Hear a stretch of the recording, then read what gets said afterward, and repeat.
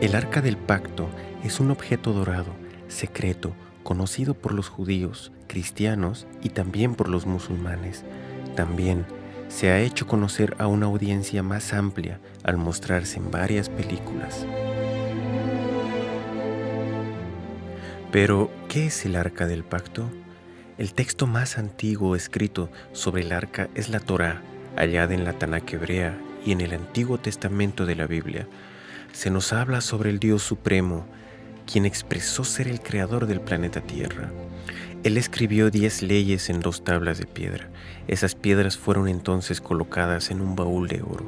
El baúl entonces fue cerrado con un asiento o tapa, con 2 querubines, uno a cada lado de la tapa. El arca era usado con 2 propósitos distintos. En primer lugar, era donde el creador de la tierra se manifestaría a sí mismo como la ley, siendo el arca como un trono para el creador. En segundo lugar, el arca fue colocada en un santuario junto a otros objetos sacros. No se le era permitido a nadie entrar en la habitación donde se encontraba el arca, con excepción de una vez cada año, cuando un sumo sacerdote traía sangre a la habitación y colocaba la sangre enfrente del arca y en el asiento del arca. Esto simbolizaba cómo las transgresiones del pueblo contra la ley dentro del arca eran llevadas a justicia por una sangre sustituta, la cual era traída delante del trono. Luego, el arca fue llevada al primer templo en Jerusalén. Se cree que antes que los babilonios sitiaran la ciudad y destruyeran el templo, el arca fue escondida o desapareció. Desde entonces, muchos expertos, teólogos, historiadores y arqueólogos se han preguntado qué ocurrió con el arca y si ésta realmente habría existido. ¿Era acaso un hecho o un mito? No se le permitía a nadie tocar el arca. En más de una ocasión, aquellos quienes violaban esta ley morían súbitamente. El arca seguía también a los israelitas a la guerra. Cuando fue capturada por enemigos, ellos fueron afligidos con plagas hasta que regresaron el arca a sus guardianes. A lo largo de los años han habido muchos cazadores del arca, buscando el arca del pacto o tratando de entender su significado. Muchos han hecho réplicas de la misma. Más de uno ha dicho haberlo descubierto, pero hasta ahora nadie había traído evidencias de sus hallazgos para que sean examinadas. Pero alguien en particular sobresale de todos los otros exploradores de una manera y con un corazón especial. La desaparición del arca ha sido un misterio por un largo tiempo.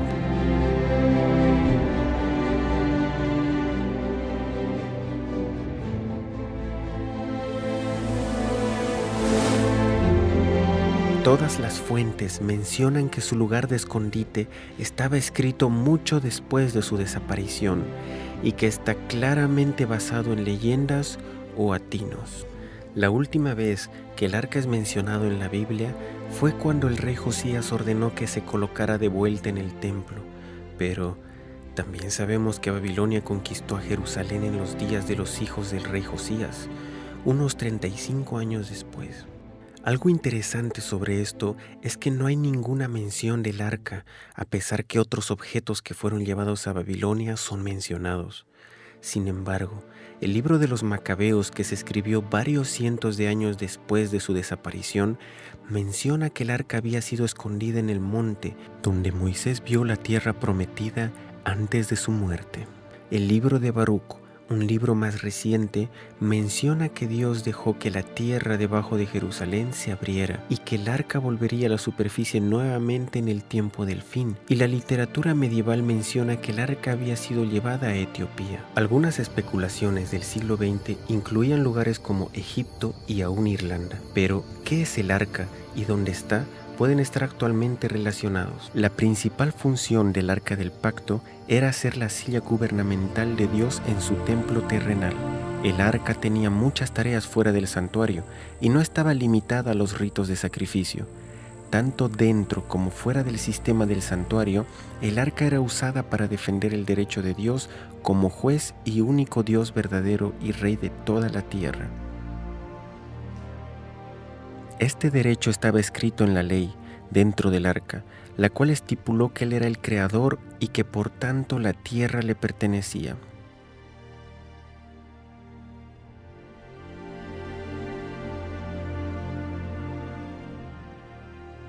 El Dios de la Biblia dijo: el arca del Señor, el Señor de toda la tierra, porque toda la tierra es mía. Porque el Señor Altísimo es terrible, Él es un gran rey sobre toda la tierra. Es por esto que el arca iba al frente en guerra contra la ciudad de Jericó, aun cuando esta ciudad no lo aceptaba como Dios o como la autoridad suprema en la tierra. Él aún los juzgaría y pasaría sentencia. A pesar que Nabucodonosor, el gran líder en Babilonia, no adoraba al Dios de Israel, tanto él como otros reyes de grandes naciones en esos días eran aún juzgados por Dios. Los asirios, madianitas, cananeos, egipcios, etíopes, filisteos y muchas otras naciones quienes rechazaban a Jehová como su Dios eran aún juzgados de acuerdo a los estándares de Dios. Cuando el último rey de Babilonia se burló de Dios en el templo de Dios, su sentencia fue dada por el Señor en la forma de una mano que escribía su juicio sobre la pared a la vista de todos. Dios muestra que no importa a qué religión o grupo étnico usted pertenece, usted será juzgado de acuerdo al estándar del Creador y no por su propia norma moral o la norma moral de su cultura específica. Una de las funciones del arca era ir delante del pueblo de Dios en el desierto, guiándoles hacia su lugar de descanso.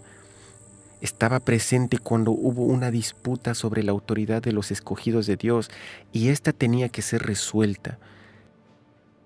El arca fue delante de ellos en el río Jordán y así el río se abrió milagrosamente para el pueblo, permitiéndoles pasar el río hasta la otra orilla. Tomó parte en la confirmación del pacto entre Dios e Israel en el monte Ebal, y aún cuando Israel le falló a Dios y fue conquistado por el enemigo y el arca les fue quitada, Dios usó el arca para juzgar a los filisteos y humillar a sus dioses, por lo que ellos se vieron forzados a devolverla.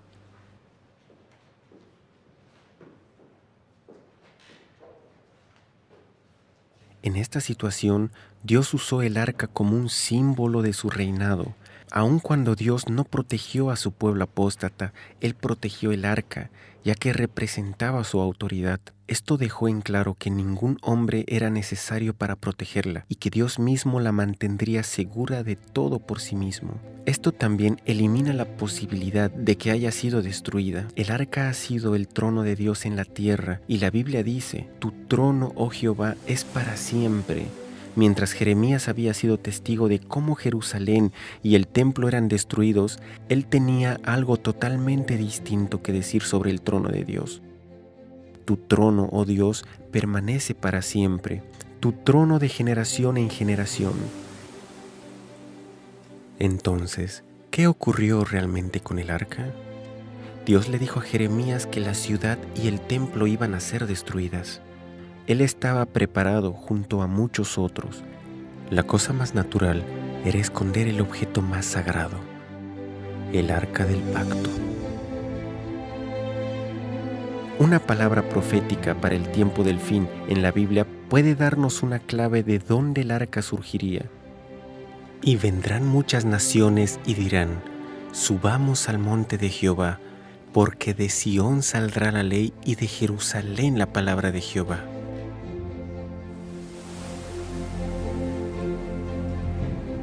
En el siglo XIX, en los inicios de la arqueología, varios estudiosos buscaban entre las ruinas halladas en el Medio Oriente. Desde tumbas y templos en Egipto hasta los registros históricos y ciudades bíblicas en Mesopotamia y Palestina, la Biblia se mostró como un libro acertado históricamente al comprobarse ciudades y naciones antiguas allí mencionadas. Escritos antiguos de otras naciones confirmaban las escrituras. Hasta entonces, aún la ciudad de Babilonia había sido una leyenda hasta que fueron redescubiertas sus ruinas. Pero Jerusalén había sido habitada desde la desaparición del arca.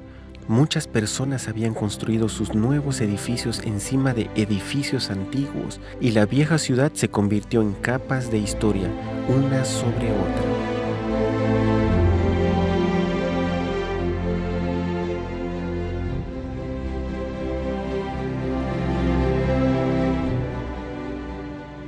En 1854, un misionero, James Barclay, estaba caminando cerca de los antiguos muros de Jerusalén cuando se tropezó con la entrada de una gran cueva bajo la ciudad antigua, llena de túneles y aperturas. Había estado cerrada por siglos y tenía la longitud de 5 cuadras en la ciudad. En 1867, el general Sir Charles Warren hizo la promesa de las mayores excavaciones en la ciudad antigua y de la montaña donde alguna vez estuvo el templo. Él descubrió túneles subterráneos. En 1873, Charles Clermont, un orientalista francés y arqueólogo, descubrió un querubín grabado sobre piedra dentro de la cueva. El querubín era usado comúnmente en tiempos antiguos para guardar la entrada de un pueblo o un lugar sagrado. Este querubín tenía características similares a lo que era popular en el tiempo de la desaparición del arca. En 1882, el general Gordon, un alto y respetado oficial, viajó al Medio Oriente y mientras miraba cerca de Jerusalén, él estaba convencido que el lugar tradicionalmente llamado Gólgota no podía estar en el lugar que se creía.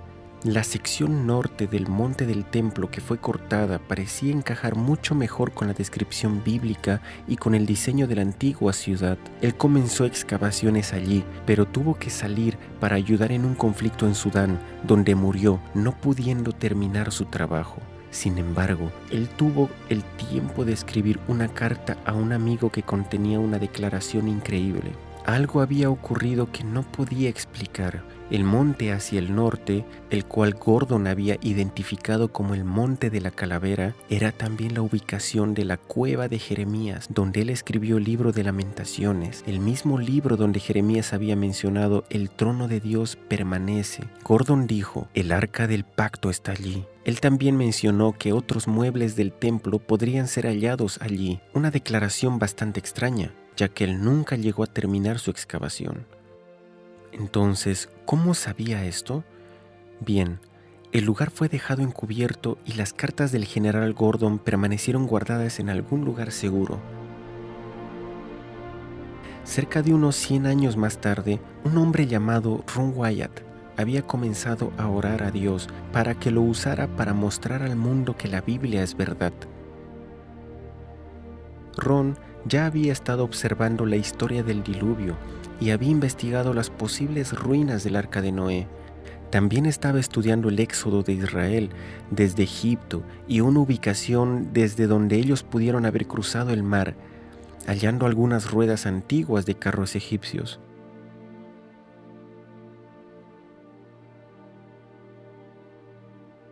Después de uno de los viajes de buceo, Ron Wyatt visitó Jerusalén en su viaje de regreso a casa.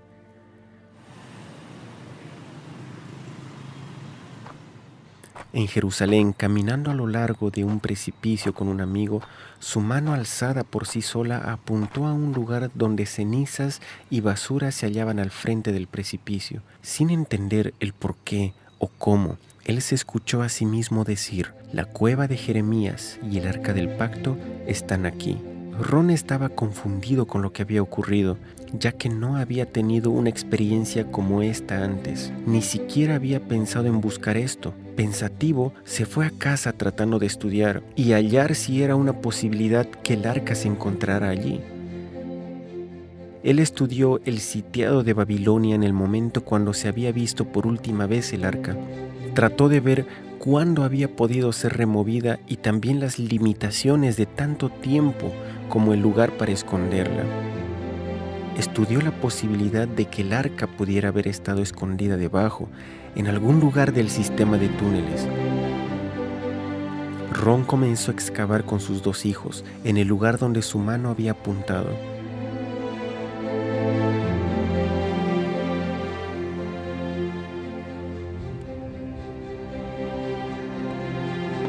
Sin embargo, pronto descubrieron que una gran roca montañosa dificultaba la excavación hacia abajo. Esta vez ellos comenzaron a cavar unos pocos metros hacia la derecha. A medida que comenzaron a excavar, él halló rápidamente 3 nichos del lado del precipicio. Ron pensó que quizás estos podían ser nichos que albergaban símbolos del periodo romano. Después de todo, Gólgota se hallaba más cerca a la vía principal y en el tiempo de Jesús podría haber sido el lugar donde Jesús fue crucificado. El bien conocido Quintiliano explica: en cualquier lugar donde crucificábamos criminales, se escogían calles muy concurridas para que muchos vieran y así sean movidos al miedo, ya que todo castigo no es una venganza, sino un ejemplo. La ubicación de Gólgota, donde la iglesia bizantina fue construida, no se encontraba en la calle principal, pero este lugar sí lo estaba. ¿Podrían haber sido usados estos nichos para colocar señales que revelaban a las personas los crímenes que los criminales habían cometido? Él comenzó a pensar que ese lado del monte podía haber sido el lugar donde las personas eran crucificadas. Ron continuó excavando hacia abajo, pero el piso era muy débil y por esta razón ellos fueron de vuelta al lugar original pensando que podían cavar alrededor de la otra roca. Esta vez ellos descubrieron que podían excavar entre el precipicio y la roca y que el precipicio casi formaba un techo a medida que excavaban hacia abajo. Mientras excavaban, él encontró rápidamente lo que parecía ser una soga, como si fuera tallada en el precipicio. Él comenzó a averiguar para qué se hubiera usado esa soga. 38 pies bajo el nivel del terreno se encontraba en lo que parecía ser una estructura como de una cisterna.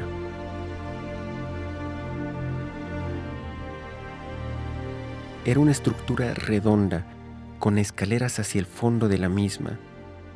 Ron se preguntó si esta estructura pudo haber sido usada para guardar granos y si posteriormente fue usada como cisterna. Con un cincel abrió la superficie y encontró una gran cantidad de piezas de vasijas de barro entre la tierra, usada como relleno para formar la cisterna. Cuando Ron mostró estas piezas de vasijas a las autoridades en antigüedades, al examinarlas, ellos le informaron que algunas de estas eran del periodo jebusita. Los especímenes más recientes eran aquellos del periodo romano. Él continuó a lo largo de la superficie del precipicio, bajo el lugar donde se hallaban los nichos. Por las piezas de barro y monedas que había encontrado, ellos entendieron que estaban sobre el nivel romano. Mientras cavaban, hallaron muchos huesos de dedos que confirmaban sus sospechas sobre este lugar, el cual pudo haber sido el lugar para ejecuciones adicionalmente a la crucifixión. El apedreamiento era también practicado durante la era romana judía. Fuera de la estructura como de cisterna que Ron descubrió, encontró otra estructura circular en el lado opuesto. Solamente la base de la estructura circular parecía estar intacta. Mientras estudiaba la estructura, él se topó con una sección bien preservada, con un muro y una piedra que sobresalía horizontalmente sobre la pared en la superficie del precipicio. A pocos metros enfrente del mismo, Ron notó una roca cuadrada que no parecía como una roca moldeada de forma natural. Él la tomó cuidadosamente y encontró un agujero cuadrado en la base del terreno.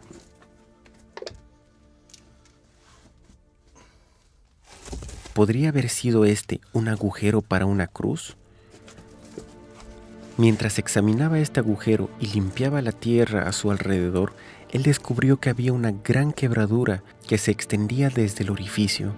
Parecía que el agujero había sido hecho sobre la superficie, en la base de tierra del frente. A un nivel más bajo, Él halló otros agujeros para cruces, pero él no podía sacar de su cabeza que aquel agujero en la plataforma, con la resquebradura que se extendía fuera de sí, pudo haber sido el agujero que sostuvo la cruz de Cristo. Recordaba en las Escrituras que un terremoto había sacudido el monte cuando Cristo murió. ¿Podía esta resquebradura apuntar el agujero que sostuvo la cruz? El agujero se extendía unas 23 pulgadas en el suelo firme, mientras que la hendidura parecía extenderse mucho más profundo.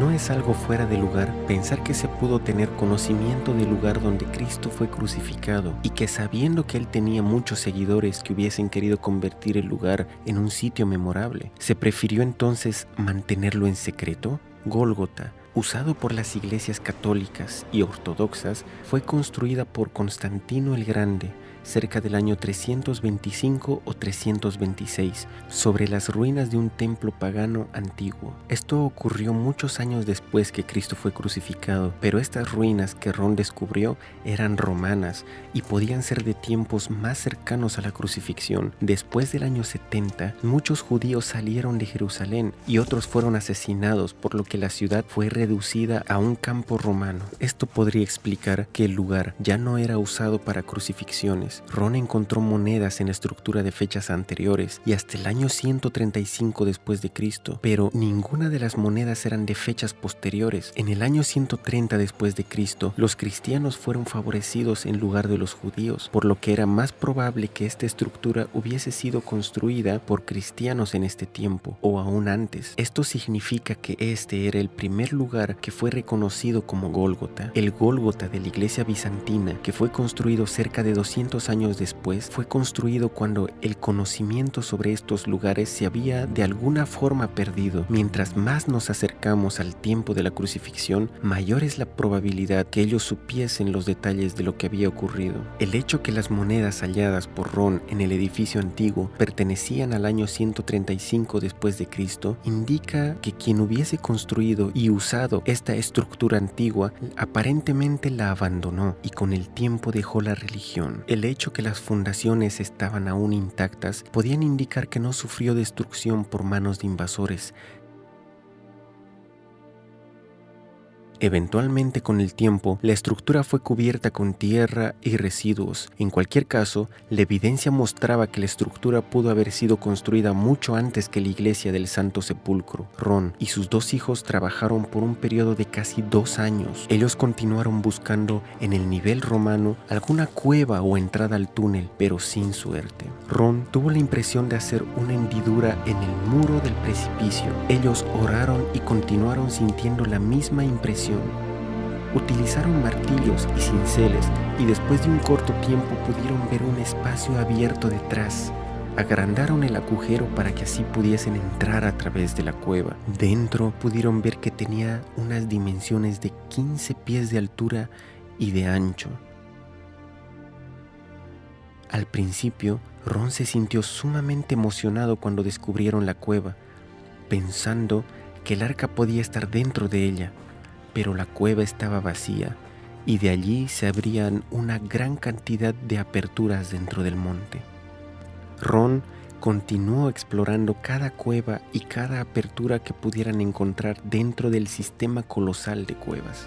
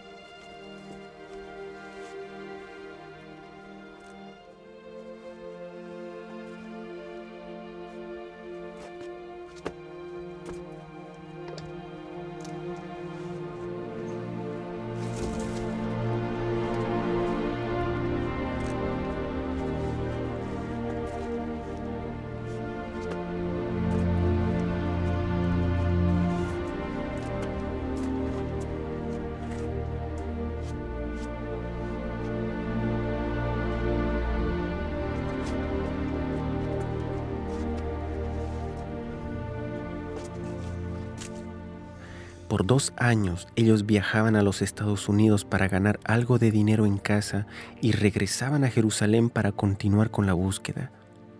En diciembre de 1981, ellos continuaban su trabajo dentro del sistema de cuevas, buscando alguna apertura o cueva que pudieran encontrar. Sin embargo, los 3 enfermaron. Los 2 hijos de Ron volvieron a los Estados Unidos y Ron tuvo que buscar ayuda de otras personas para continuar. Él no iba a rendirse y sentía que Dios le había prometido que encontraría el arca en este viaje específico. Pero ya había usado todo su dinero, estaba enfermo y el trabajo era bastante duro y extenuante. Una de las personas que le ayudaba entró en una de las aperturas más pequeñas, ya que era más delgado, y pudo llegar a lugares donde Ron no pudo. Mientras estaban observando a su alrededor, Ron encontró un pasaje parecido a un túnel de una chimenea.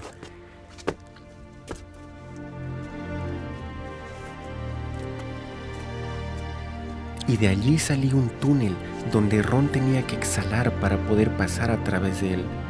Entonces notó una estalactita de unas 16 pulgadas de longitud enfrente del muro al precipicio.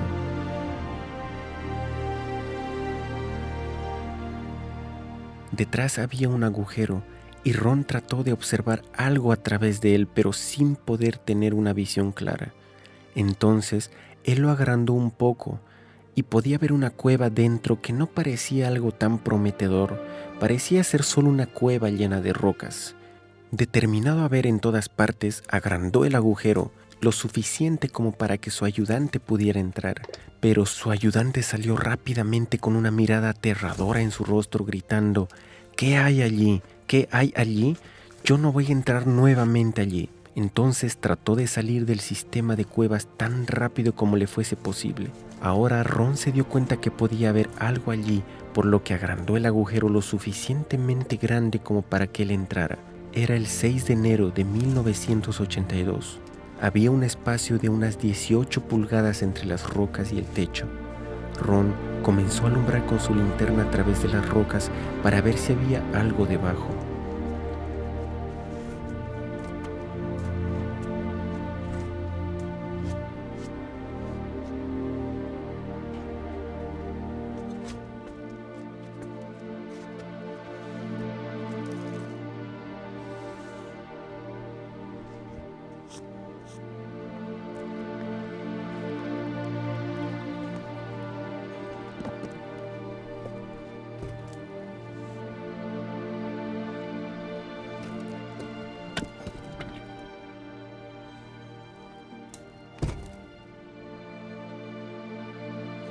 Él vio unas tablas de madera ya descompuestas y bajo la madera algunas pieles de animales que se volvían polvo con tan solo tocarlas. Luego, él vio algo que resplandecía, algo que era dorado, que brillaba. Primero pensó que podría ser el arca del pacto, pero cuando removió el cuero del animal, vio una tabla dorada con un molde levantado en uno de los lados, el cual tenía un patrón de una campana y una granada alterna. Ron se sintió seguro que esto tenía que ser el primer templo o algún mueble extraviado del tabernáculo y que podía ser la mesa de los panes de proposición. Entonces comenzó a investigar la cámara con más cuidado y a observar a su alrededor. Usando la linterna, notó una apertura en el techo.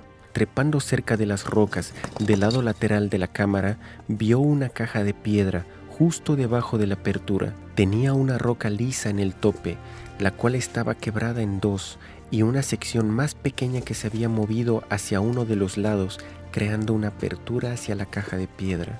Pero su tapa estaba tan cerca del techo de la cueva que no le era posible ver dentro de la misma. Ron notó una substancia negra en la apertura superior y un poco más de esa substancia negra en el borde de la tapa de la caja. La apertura en el techo estaba directamente encima de la parte quebrada de la tapa, donde la caja estaba abierta, y parte de esta substancia oscura había caído dentro de la caja. Fue en este momento que Ron recuerda que, al darse cuenta de lo que había ocurrido en ese lugar, él colapsó.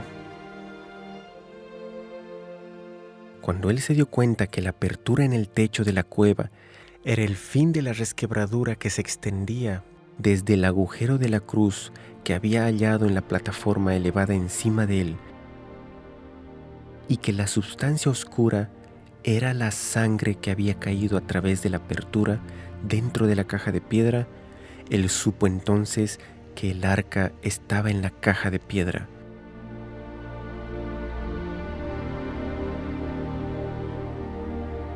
Pero el descubrimiento más maravilloso era el ver que la sangre de Cristo había actualmente caído en el propiciatorio del arca del pacto. Ron estuvo en asombro por un tiempo. Posteriormente volvió a la cueva para confirmar que realmente se trataba del arca del pacto. Él informó al gobierno israelí sobre el descubrimiento, pero se le dijo que se mantuviese en silencio. Ron no pudo estar callado por mucho tiempo. Visitó la cámara en varias oportunidades y reportó que varios objetos se encontraban allí además del arca del pacto. El candelero de 7 brazos con sus lámparas del santuario original, el altar de oro de incienso, la mesa de los panes de proposición, un incensario dorado, un efod, una mitra con una granada de marfil sobre una punta, una pesa de siclos de bronce, lámparas de aceite y un anillo de bronce y una espada muy grande. En la parte trasera del arca había un pequeño cubículo abierto, el cual aún contenía el libro de la ley, quizá el que Moisés escribió por sí mismo. De acuerdo a su entendimiento, el libro de Génesis no estaba allí. Algo que le asombró a Ron es que los rollos estaban escritos sobre pieles de animales y estaban en condiciones perfectas. Entonces comenzó a darse cuenta que el arca tuvo que ser llevada a esta cámara de alguna forma.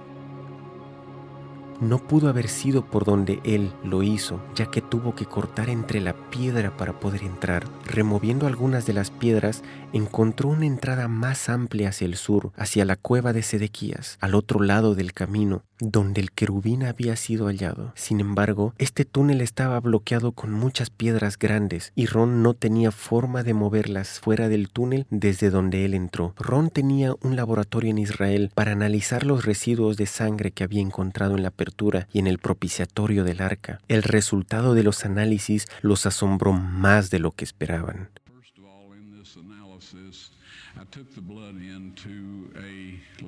En primer lugar, en este análisis yo tomé la sangre en un laboratorio en Israel.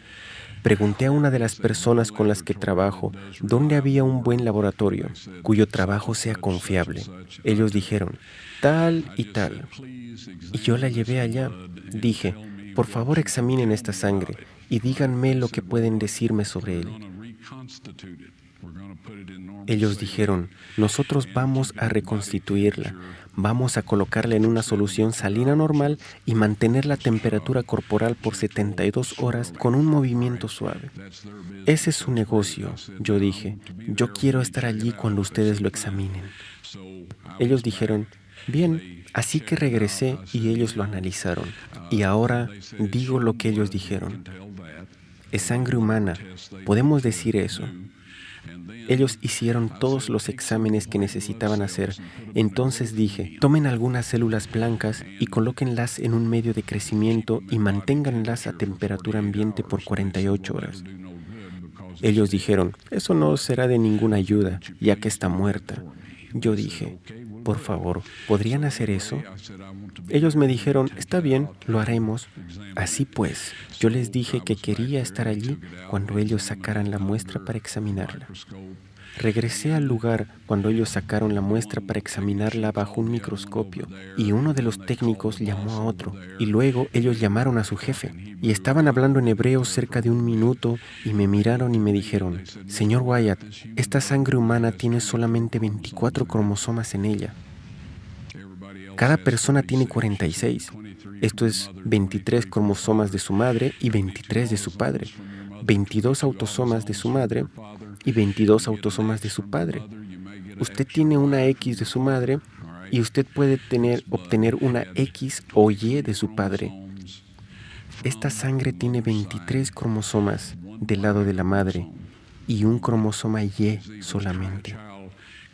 Usted verá, Un niño no pudo haberse desarrollado si no tuviese los autosomas de su madre, así que todas las características físicas fueron determinadas por el lado de su madre.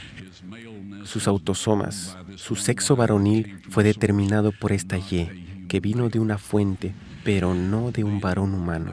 Entonces ellos dijeron, esta sangre está viva. Cuando ellos preguntaron, ¿de quién es esta sangre? Yo dije,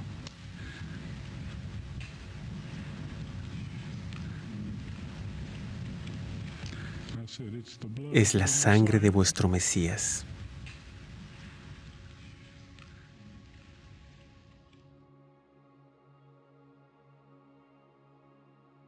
Cuando la sangre iba al propiciatorio, se probaba que se había pecado contra esta misma ley, por la cual Cristo sufrió la penalidad.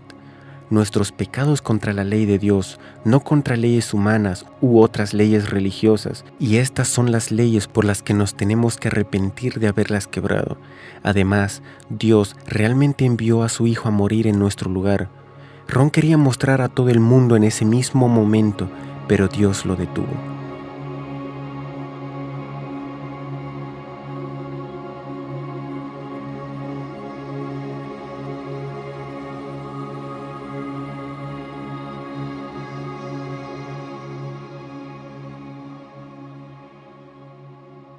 En su cuarta visita a la cámara, el túnel fue limpiado y los muebles se colocaron en orden. Ron sintió inmediatamente la presencia de ángeles en la habitación y vio a 4 ángeles, 2 de pie, uno en cada lado del arca. Ellos le dijeron que habían sido designados para proteger el arca, y entonces le dijeron a Ron que colocara su cámara en un trípode y grabara. Ellos alzaron la tapa del propiciatorio y le ayudaron a sacar los 10 mandamientos escritos en 2 tablas de piedra. Ron las sostuvo, mostrándolas a la cámara. Luego le dijeron a Ron cuándo Dios tenía planeado enseñar esto al mundo. En el tiempo apuntado por Dios, cuando la ley dominical sea forzada a guardarse, poco después de esto, estas tablas serán mostradas al mundo.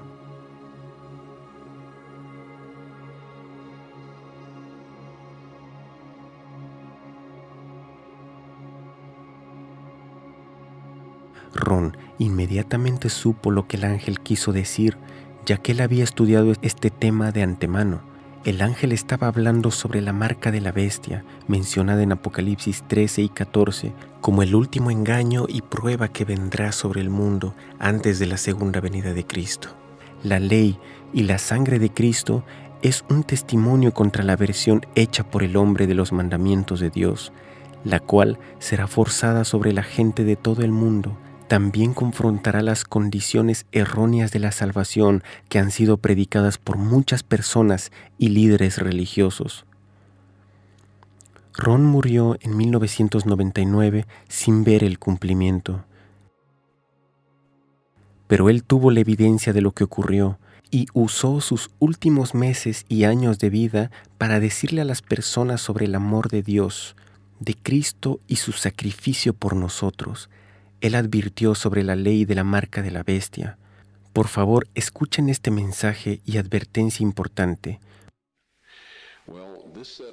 Bien, este conjunto de leyes es el único que tienen que guardar los súbditos de Dios, y es bajo su trono en el cielo y en la tierra, porque a Moisés se le dijo que hiciera su lugar de morada, la morada terrenal de Dios, según la forma que se le mostró en el monte, el patrón que se le mostró en la montaña. Este propiciatorio era el trono terrenal de Dios, y aún lo es. Y la gloria del Shekinah moró por cientos de años, hasta que los judíos se volvieron tan rebeldes y paganos que Dios decidió que Él no viviría más entre ellos. Si miramos un poco después, pero esto es de lo que se trata el propiciatorio, hay una declaración en la Escritura que está en 2 de Tesalonicenses, capítulo 2. Habla sobre el hombre de pecado que se sentará en el templo de Dios, mostrándose a sí mismo como si él fuera Dios. Para ver esto rápidamente, esto implicaría que si alguien podría sentarse en el templo de Dios, tendría que ser uno construido. Pero hay alguien allí ahora. En el planeta Tierra, en este momento, hay un individuo, y él y sus antecesores en esta posición han cambiado la ley de Dios. Ellos eliminaron el segundo mandamiento que dice: no te harás imagen de ninguna semejanza de lo que está arriba en el cielo, ni abajo en la tierra, ni le servirás. Esto de alguna forma interferiría con la manera en la cual ellos querían hacer las cosas. Así que eliminaron esto y dividieron el 10º mandamiento en 2, para que aún el número de los mandamientos fuera 10. Sí, la tabla de piedra fue hallada en el arca del pacto. Yo personalmente las tomé con la ayuda de 4 ángeles, quienes levantaron el propiciatorio, que yo estimo pesaban cerca de 900 libras de oro sólido, y uno de estos ángeles me dijo que sacara las tablas de piedra afuera. Él me dijo que Dios quería que todos viesen esas tablas, así que las saqué, retrocedí y estuve como congelado en el lugar. Bueno, yo no puedo describir el estado físico o mental en el que estaba. Si yo no hubiera tenido alguna evidencia física para probar lo que pasó, yo hubiera pensado que lo había soñado o algo así. Pero ahora las evidencias están listas para ser mostradas. Pero nosotros no diremos. Actualmente están en un filo de piedra en la misma cámara, y es allí donde el ángel las puso después que se las di. Yo no sabía qué hacer con ellas. Se me dijo que esas tablas serían presentadas con la evidencia de la sangre cuando la ley de la marca de la bestia, cuando la ley dominical sea forzada a guardarse. Ahora, yo sé que todos se preguntan, ¿qué es eso? Todos hemos escuchado de rumores e historias sobre esto. Yo les diré rápidamente y de forma simple: si tú guardas los 10 mandamientos que Dios escribió sobre esas tablas de piedra,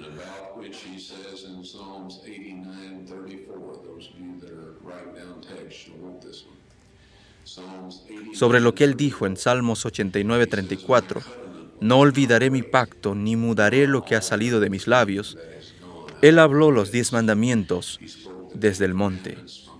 Él los escribió en piedras y dijo que nada cambiará. Si tú guardas esa ley, recibirás el sello de Dios.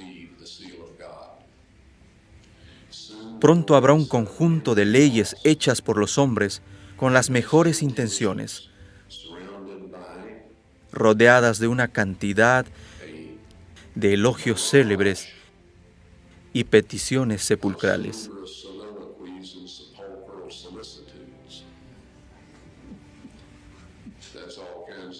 Esto es, todo tipo de historias y todo esto, instigado por el diablo, para hacerte creer que esto es lo mejor que puede pasarle a la raza humana.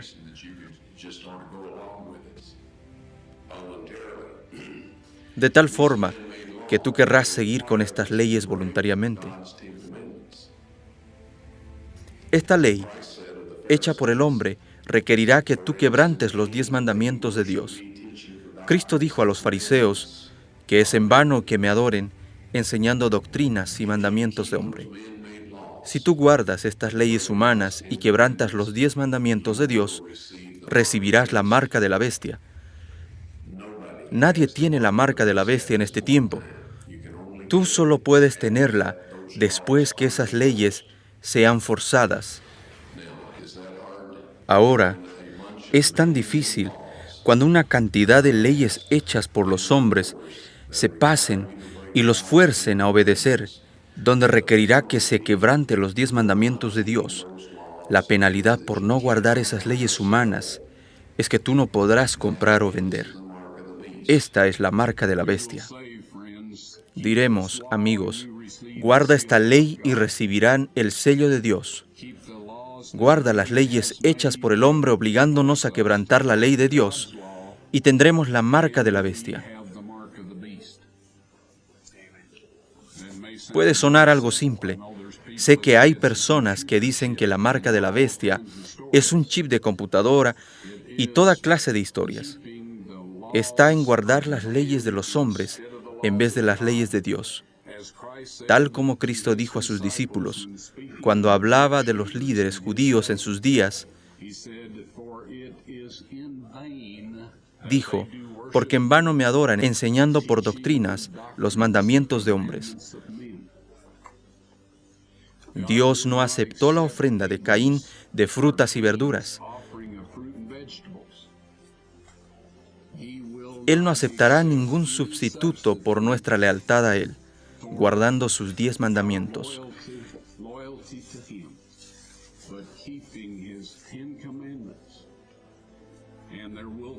Y vendrá un tiempo que cuando lo hagas, no podrás comprar o vender.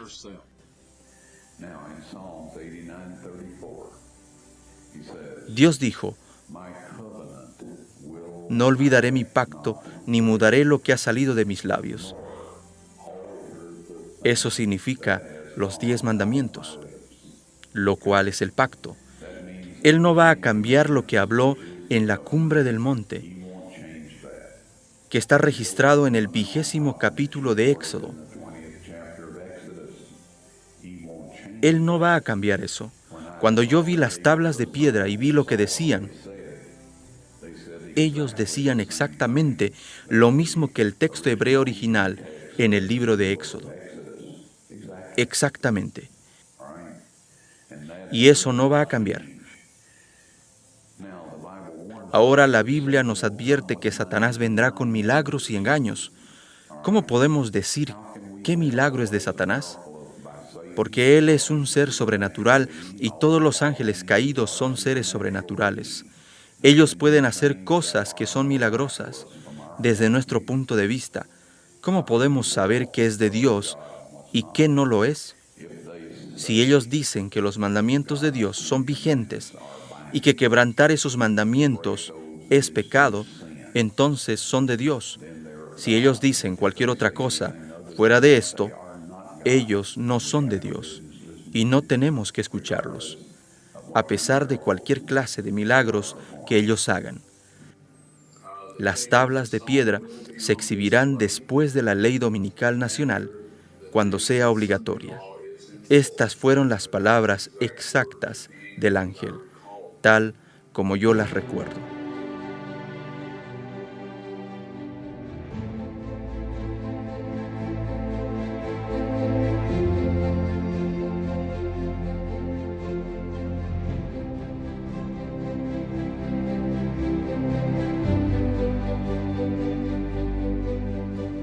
Pues este es el amor a Dios, que guardemos sus mandamientos, y sus mandamientos no son gravosos. Y 3 son los que dan testimonio en la tierra, el espíritu, el agua y la sangre, y estos 3 concuerdan. Si recibimos el testimonio de los hombres, mayor es el testimonio de Dios, porque este es el testimonio con que Dios ha testificado acerca de su Hijo.